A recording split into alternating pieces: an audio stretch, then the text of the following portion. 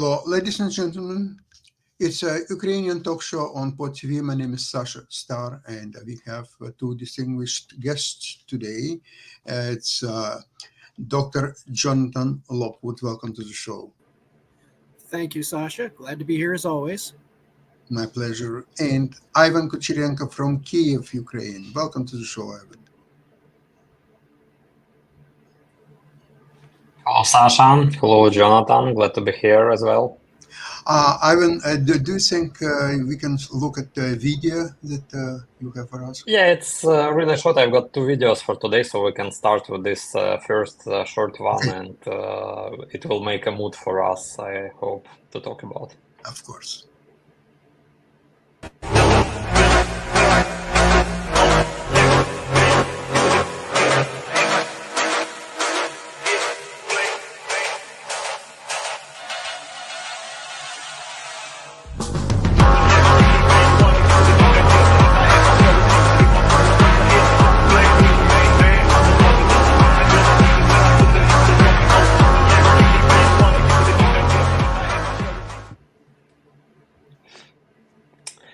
It was a short video of first day of Ukrainian operation in Kursk. We already can talk and confirm that this is a Ukrainian operation because yesterday it was confirmed by President Zelensky, and according to the announcement from Ukrainian Commander-in-Chief Syrsky, Ukraine already controls 1,000 square kilometers in Kursk region.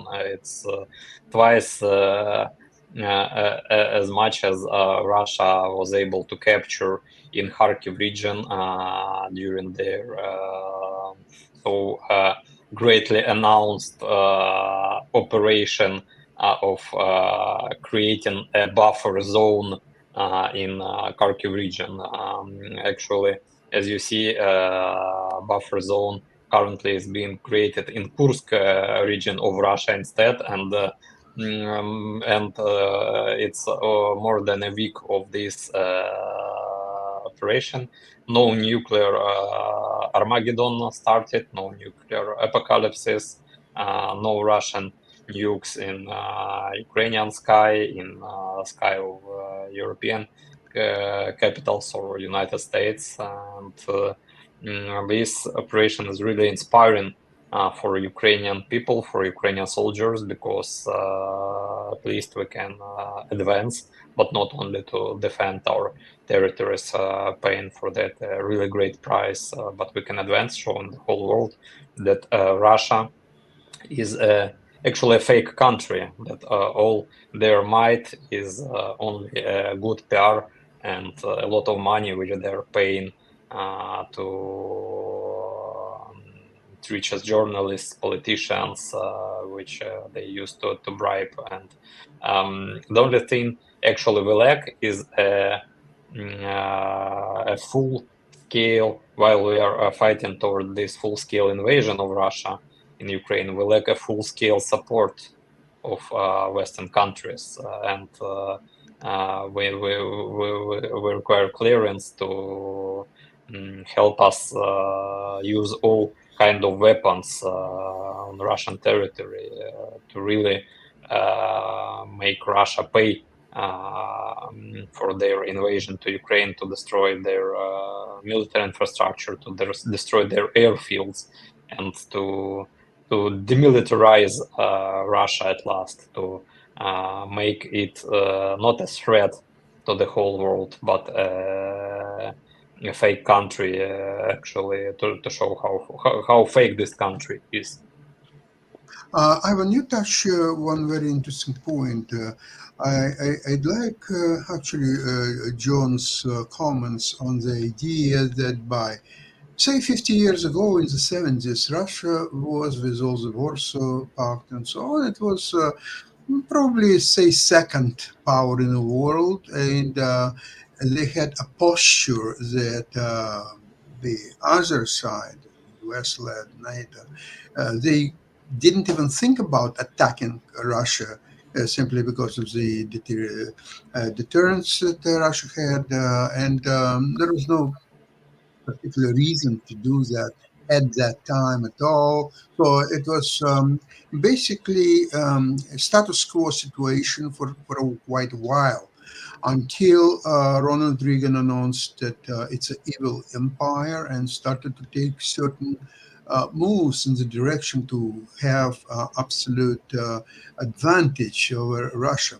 However, look at even what's happened since the mid 80s when Ronald Reagan came up with this formula to now mid 20s. So in the last 40 years, we see complete deterioration of Russia. First of all, dissolution of Warsaw Pact. Second of all, Russia, what it actually achieved in the last 40 years, whether it's technology is concerned or industrial production or anything positive except exporting the drugs, criminal prostitution, and in that sense, you might even ask yourself, who needs Russia? Why Russia still exists? And maybe as a result of this war, it could be actually a dissolution of Russia. So, John, what Russia produced actually in the last 40 years that needs on the world markets that people are waiting, because it used to be a ballet, it used to be some cosmos, some Why now? Look, Sasha, the only material thing that Russia has been able to produce that you might say that the world could make use of is oil. I mean, that is their principal export. And if, for example, let's say, for example, if former President Trump should win re-election in November, one of the things on his platform is he calls it drill, baby, drill. Basically maximize the production of oil production, which would drive the price of oil down, which would greatly reduce Russia's principal source of revenue. Now, just by that would be a major setback for Russia. But now, just on the impact I want to comment on the impact of the Ukrainian offensive into Kursk. That has clearly, we'll note that on a number of previous programs, I have stated the necessity for Ukraine to take its destiny into its own hands and to execute a counteroffensive operation which would throw the Russians off balance. And as events turned out, the Ukrainians managed to surprise even me. With I wasn't expecting them to go into Russia. Oh my God, the boldness and cleverness of that counterstroke. It's thrown the Russians completely off balance. It has taken the Western allies by surprise. It's taken everyone by surprise. And so now they're trying to adjust to this new reality. My only concern, and the Ukrainians obviously timed their counteroffensive when they observed that the Russian offensive had run out of steam.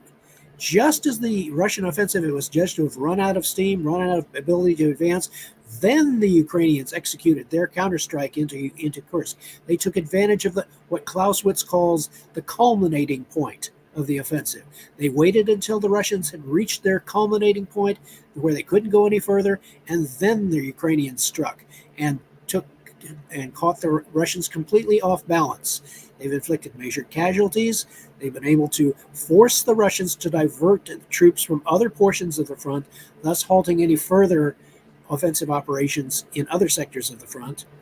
And as an added bonus, it still gives the Ukrainians the opportunity to follow up on this counteroffensive success with a potential counterstroke against Crimea. That's what I thought. Brilliant.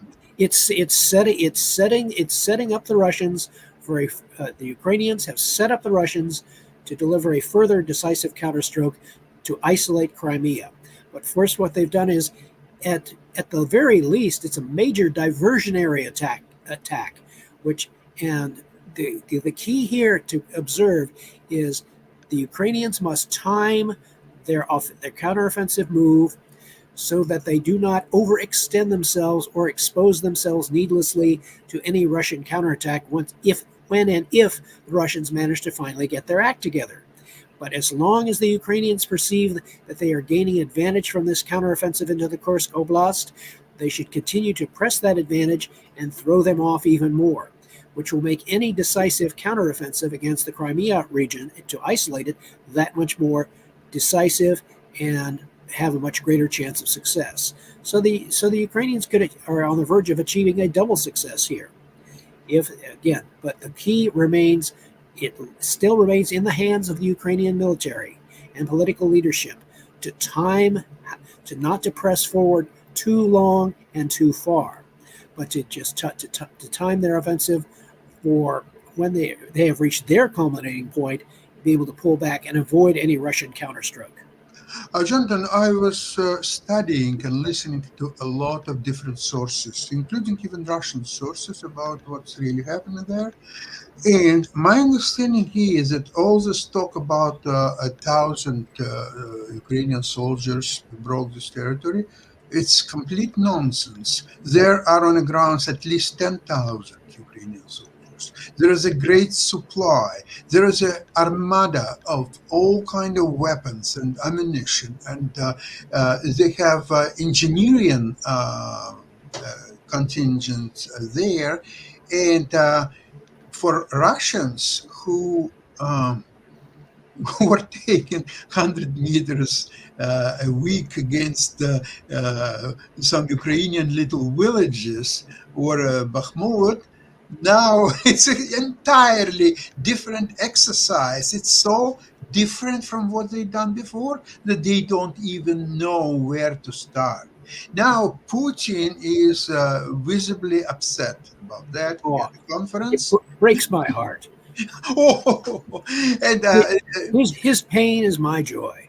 yeah, and you know what? Now, if you think about what's really happening, you know there is a chain of commands. Why Putin learned about it only on the third day?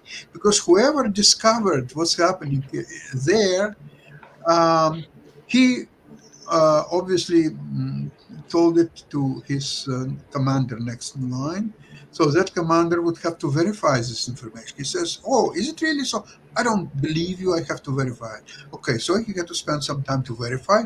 When he found that, yeah, it is so. So he now put it to next in command over him, and now he said, "Okay, such and such thing, and there were, and what happened." So that commander would say, "Are you sure about that? How it could be so?" So he had to verify that. So it took 3 days until Putin was informed. And where is his General Gerasimov? General Gerasimov, I think, is preparing his personal stuff. I think he's updating his resume, as we would put it. I don't think that he will ever need his resume because he will be in jail. Yeah, or something. Yeah, he'll be updating his resume to close it out. Yeah, maybe a resume, maybe will help him in jail, maybe to get some work in the library or maybe a jail hospital or somewhere else, maybe. But the most important thing now is that again, I don't want to speculate what's going to happen in the future. We can only learn what's happened in the past and what's happened now. What's happened now from all the known sources, at least what's are available. First of all, Zelensky and Syrsky, they acknowledge that it's a Ukrainian army who is doing this action in the Kursk region. So they acknowledge that. So it's no longer, oh, maybe there are some soldiers, they decided on their own initiative to attack and we'll see and so on. No, it's no longer the case. Let's not play games. It's a real, well-prepared offensive. Second of all, it helps tremendously psychologically all Ukrainians. And now they started believing themselves. And I was listening to one program by very controversial person by the name Aristovich. You can criticize him and what he was doing, and actually he's changing quite often his angle. But I'm not going to defend or attack Arestovich. But one thing I love what he said, that finally Ukrainians felt themselves as a real man. There is no longer whining and complaining that there is not enough ammunition, there is not enough money, there is not enough this or that. It stopped. Ukrainians now felt like their old Tsar Sviatoslav 1,000 years ago, who led Kievan Rus to Tsargrad, which was Constantinople at the time, Byzantium, and he was highly successful in his fights. And this is Ukrainians now becoming um, the country of Sviatoslav, not country of whiners and complainers and all that stuff. So this is a very important point in my Well, opinion. Sasha, in terms of the psychological effect that this counteroffensive has had for the Ukrainian people and uplifting their morale, I would draw an analogy between that and during World War II, after the Japanese had attacked Pearl Harbor. The American leadership judged that it was necessary for the American Navy to strike back somehow at the Japanese as quickly as possible, and that's where the Doolittle raid on Tokyo, where they took it just by using it was just barely able to execute it, but they were able to bomb Tokyo and shock the Japanese. It says you are not invulnerable, and that was a key psychological uplift for the American people at the time, and that was further reinforced in June 1942 at the Battle of Midway, when the Americans used their intelligence capability and were able to locate where the Japanese strike force was going to be, and they were able to use their three aircraft carriers in a surprise strike against the Japanese task force, and they were able to sink 4 Japanese aircraft carriers. And that was a decisive turning point. It was not only a decisive turning point in morale because it stopped the Japanese advance, but it also was a great psychological boost for the American people. And it said, we can win this. We're not going to lose control of the Pacific. We're not going to lose the war. It then became a case of how long is it going to take to force the Japanese to surrender. But yes, you are correct.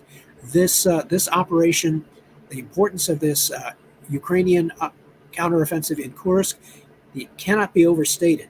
It is both a psychological turning point and it is potentially a war-winning turning point. It's very, very interesting that Putin acknowledged that this attack of Ukrainians is a method to get into favorable peace settlement. And then he laments how you can discuss a peace settlement with the bandits and thugs and people who are attacking our population.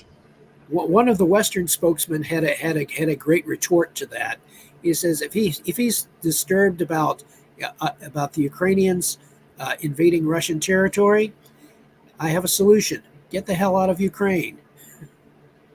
Absolutely. By the way, when you touched Second World War, just for a second, I'm of the opinion that the decisive factor of Second World War happened at the beginning of December 1941, when Japan, which was supposed to help Germany to attack Russia from both sides, instead they haven't done it, and they attacked US, which was passively at the time involved supplying help to. And then Hitler compounded the error.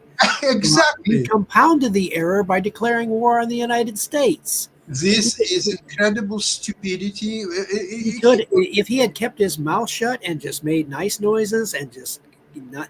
There is a high probability of American power charging off into the Pacific and not being directed primarily against Germany, although it would have been more difficult for the United States to project power against Germany, but Hitler made it easy.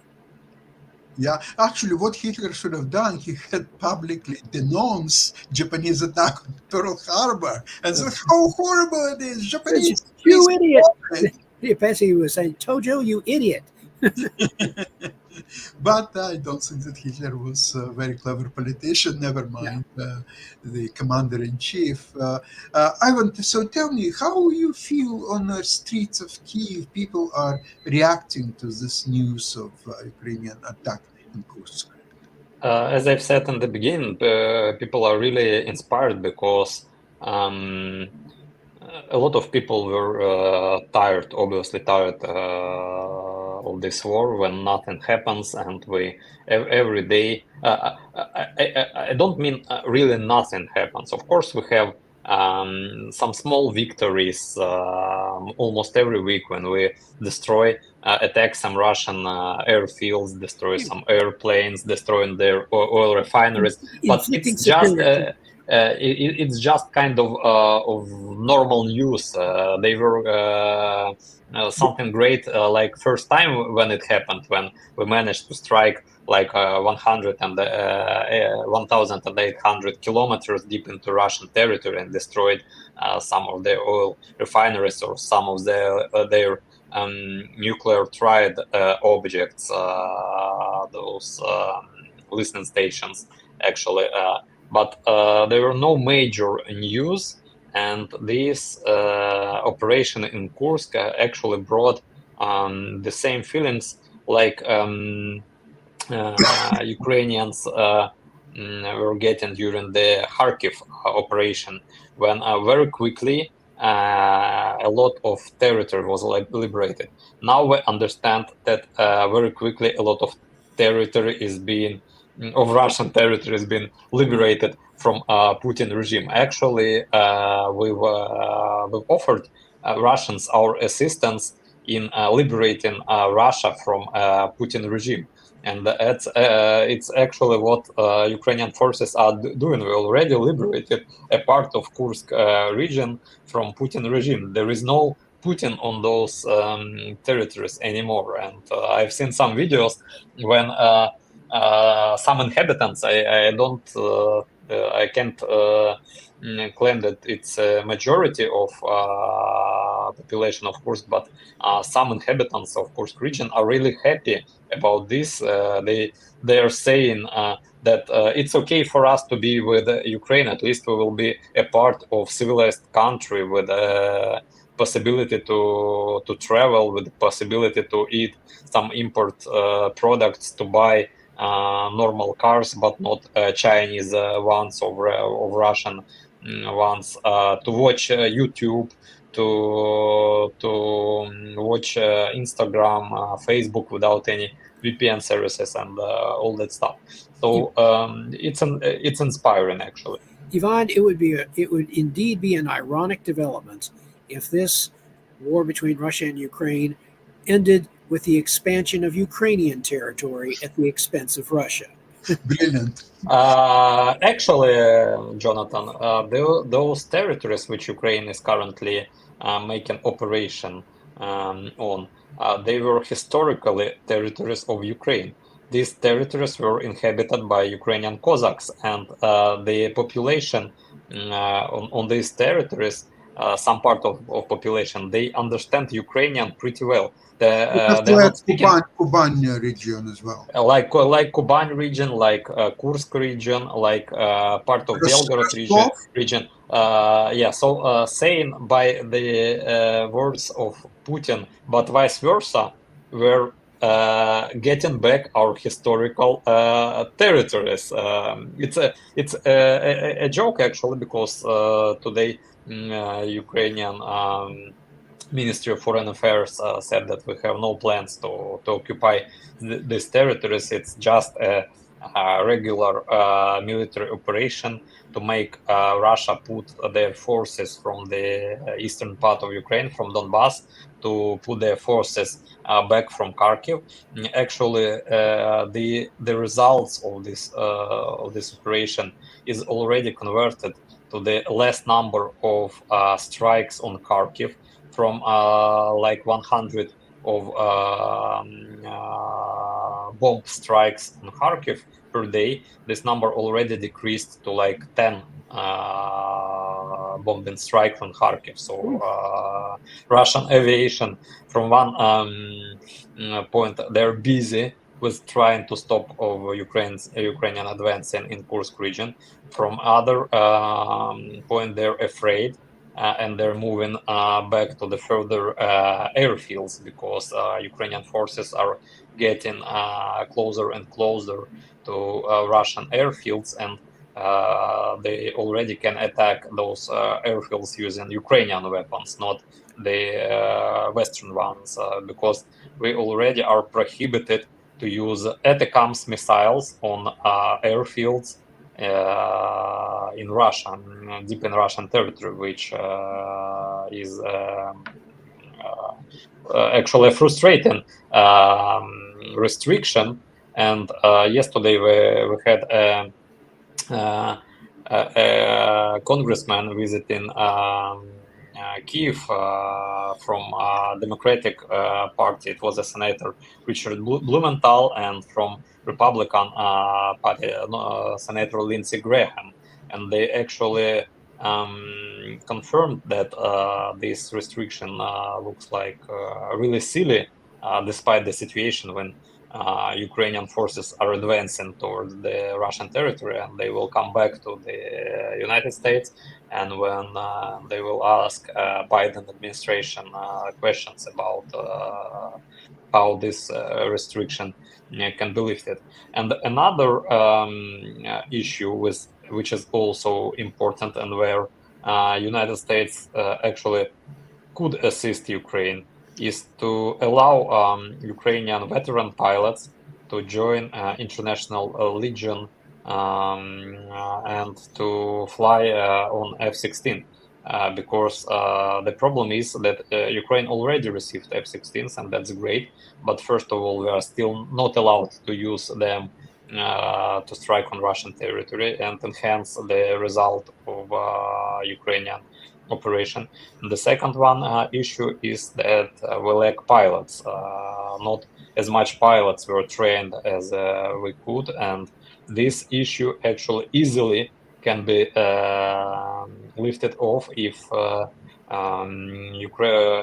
United States government will allow United States veterans to join retired American pilots. Yes, retired American pilots to join the International Legion, which already is available in Ukraine, and we have a lot of American volunteers and volunteers from other countries who are joined soldiers, the International Legion, and are assisting us in this war. But the issue with veteran pilots would be really a great advantage for Ukraine.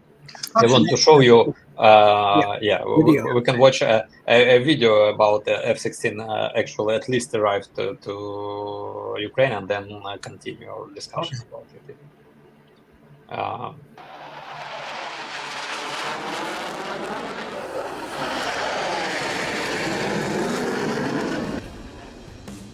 Long-awaited F-16s have finally taken to the skies in Ukraine, carrying out combat missions. President Zelensky has announced the arrival of the first Danish-provided fighter jets. Now this is the reality in our skies. F-16s are in Ukraine. The enemy does not and will not dominate in the skies of our country. It has been so since the first days of the war, and will always be so. The Russian occupier was hoping to destroy our Ukrainian aviation and air defense, and our ability to defend our own country. But Ukrainians did not allow this to happen, and this is real heroism. Due to security reasons, the exact amount and details about types of operations are undisclosed. I can't tell you in detail which missions our first F-16 jets will undertake or have already undertaken. But in any case, the partners know the numbers. The number of jets and the number of trained pilots we have in Ukraine is not enough yet. But the positive thing is that we are expecting additional F-16s. The positive thing is that many guys are now training. Symbolically, this announcement coincided with the Ukrainian Air Forces Day. President Zelensky honored several airmen and brigades with awards on this occasion.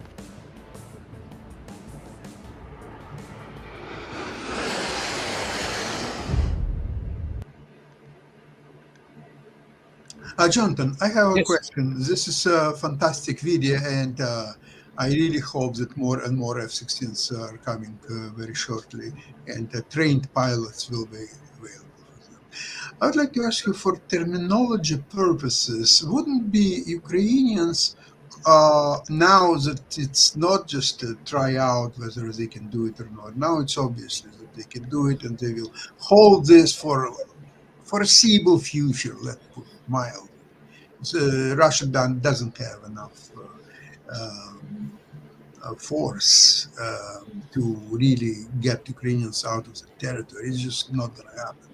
So it doesn't make sense to call it, like Russians call it, special military operation, call this also as a special military operation or declaration of war. If that's what's happening in Ukraine is not a war, then what is? So let's call it a spade a spade. Okay, this is a real war. We don't care about your terminology, special military operation or not so special or whatever. Who cares? It's a real war. And in a real war, we Ukrainians have a right to defend our territory and counterattack the enemy's position, regardless where they are.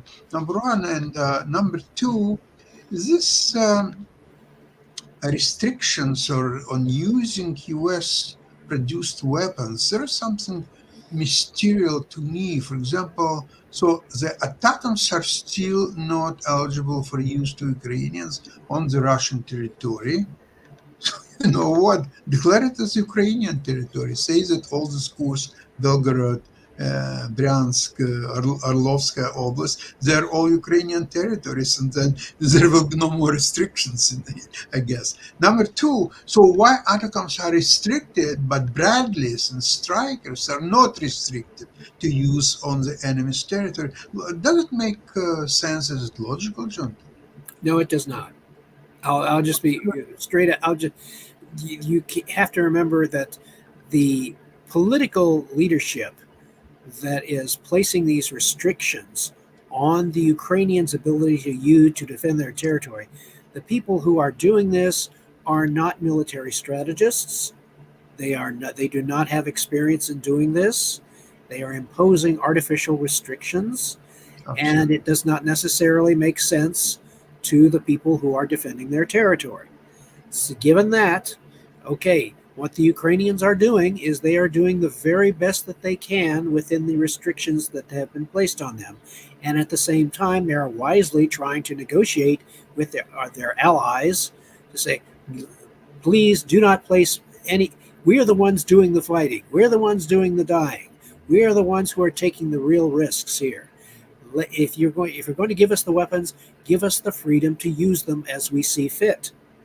And the more that the Western allies, and in particular the U.S., allow the Ukrainians to take the initiative and inflict these strikes at their initiative, they will be very successful. They will continue to surprise the West and Russia. And so what is important here, and the caution that I would pass along, is that I'm hoping that the Ukrainian military and political leadership do not allow themselves to become euphoric or allow themselves to become over-enthusiastic or over-optimistic about their possibilities. So long as they perceive that they have the advantage and that they are continuing to keep the Russians off balance and forcing the Russians into more and more of a defensive posture, possibly even withdrawing, that's wonderful, as long as they continue to perceive that they have the advantage.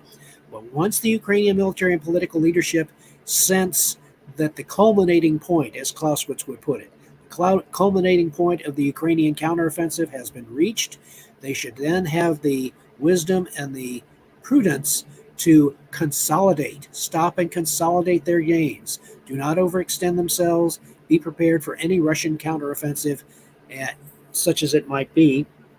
And that way, they will continue to preserve their advantage, preserve their initiative, and as the F-16s continue to increase in number, as other types of weapons continue to increase the Ukrainian qualitative advantage, the more the Ukrainians will be able to position themselves for a successful negotiation and conclusion to the war.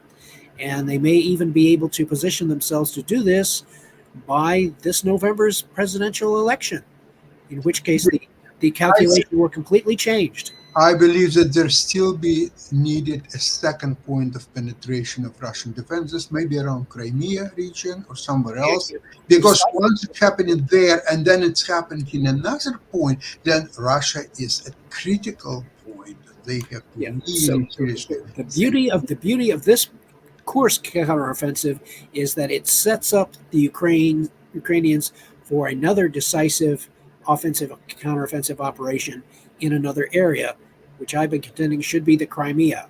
Once they isolate the Crimea, in addition to having penetrated into Russian territory, that will be just too much for the Russian Federation to take.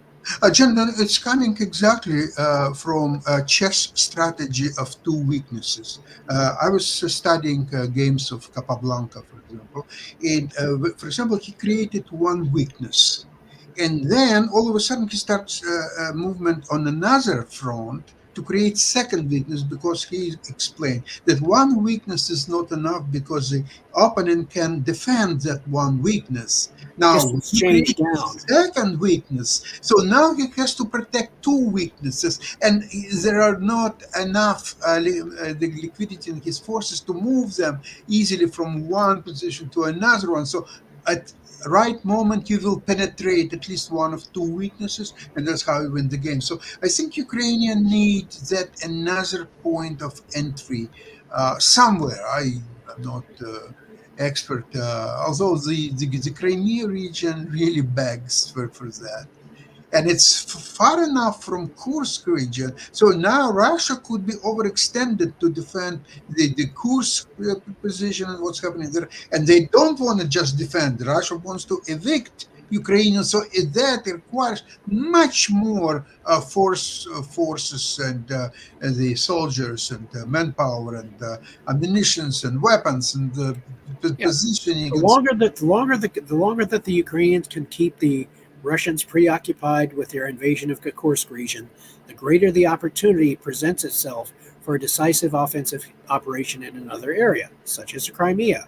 So this is why I am greatly heartened and encouraged by the developments in Kursk, and I hope that the Ukrainian military, and I have every reason to believe they will continue to do this, that they will be able to exercise good judgment and determine when it is time to stop and consolidate, that they have gotten everything they could possibly get out of this counteroffensive. Go ahead. That's happening right now. I think, they have achieved about 30 kilometers movement into Russian territory, and now they're bringing more and more ammunition and engineering techniques and specialists and the all air defenses and so on. So it doesn't look like, remember when a few months ago there were Russian battalions entering Belgorod, and they were fighting for a few days and they were retreating and so on. This is very, very different situations, different level of preparation, of manpower, of ammunition and weapons. And so very, very different. That's why I'm hopeful that they will consolidate, and hopefully then I think their next target could be this Kurchatov, where the nuclear Russian nuclear station is. And that makes, I think there are only girls who are defending that nuclear station. I don't understand what's happened with men. Ivan, do you have any idea why only girls are defending this nuclear station? It's actually another kind of fake, because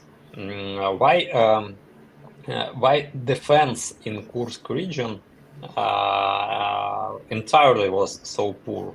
Because Russia was persuaded that Western partners would never allow Ukraine to make such attack on Russian territory.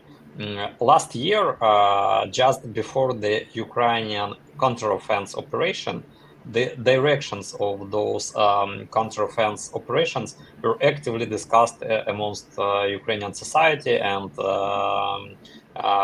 different opinion leaders, and such opinion leader as Roman Svitan, he actually advised the Ukrainians to go not on those Sorovikin line in Zaporizhia region, but to go via the Russian territory and to come to those defense lines just behind through the Russian territory, because it would be easier, because they had no fortification there, no troops there, because all their troops are on battlefield in Ukraine.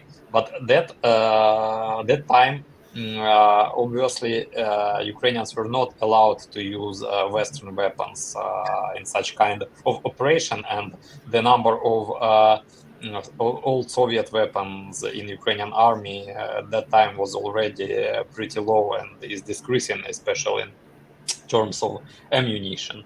But that time, probably they remembered that kind of advice, or maybe it was a plan already developed, and decided to implement it without consulting and asking for clearance from Western parties. And actually, it was a nice move, because we are showing result. We are not asking anyone, and before that, we were given clearance to use Western weapons on border regions of Russia to protect Ukrainian border regions from further invasions. This obviously Kursk is. Kursk region is a border region. Everything's okay, and we've used that clearance and didn't ask for another one for this operation. Didn't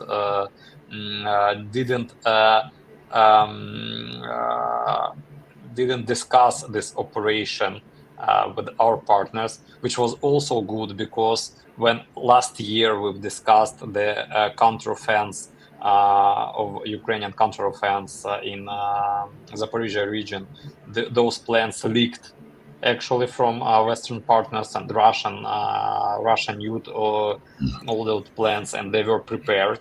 And for that strike, they were not prepared, right. And because they have.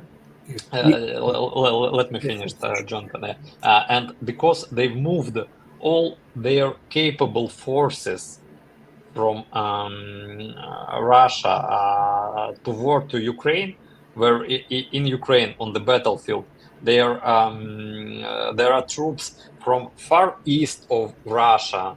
There are troops from the which actually should be stationed near the border of Finland, where Russia now have a border with NATO.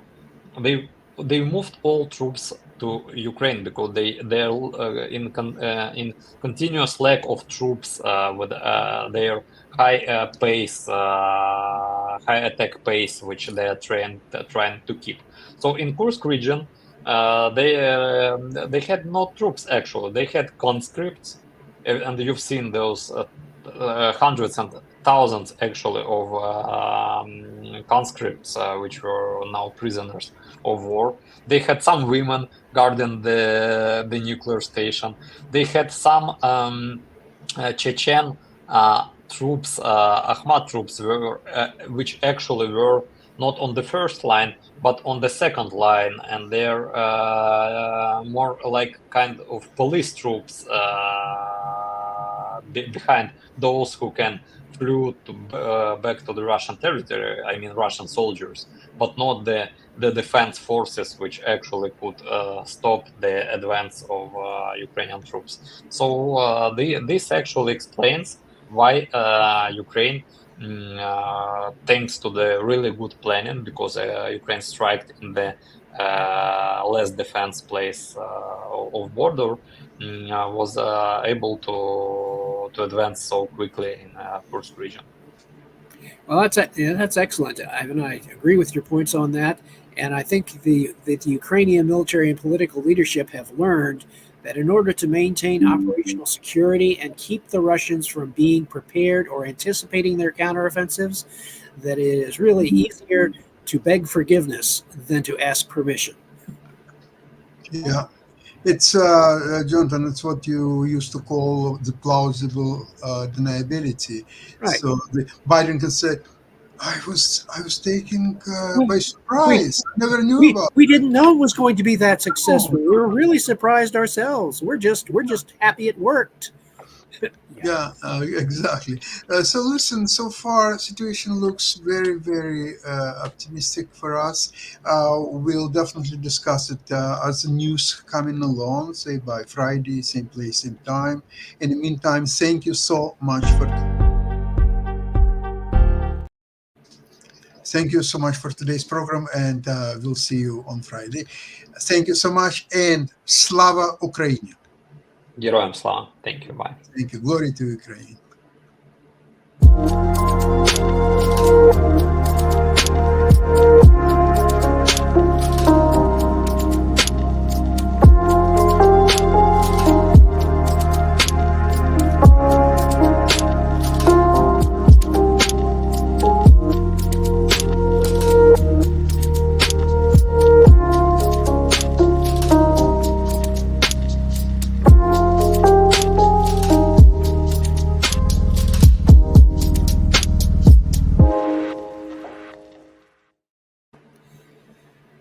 Well, that was excellent. Another excellent session, very lively one. And let's see, is Mark Lee lurking in the background?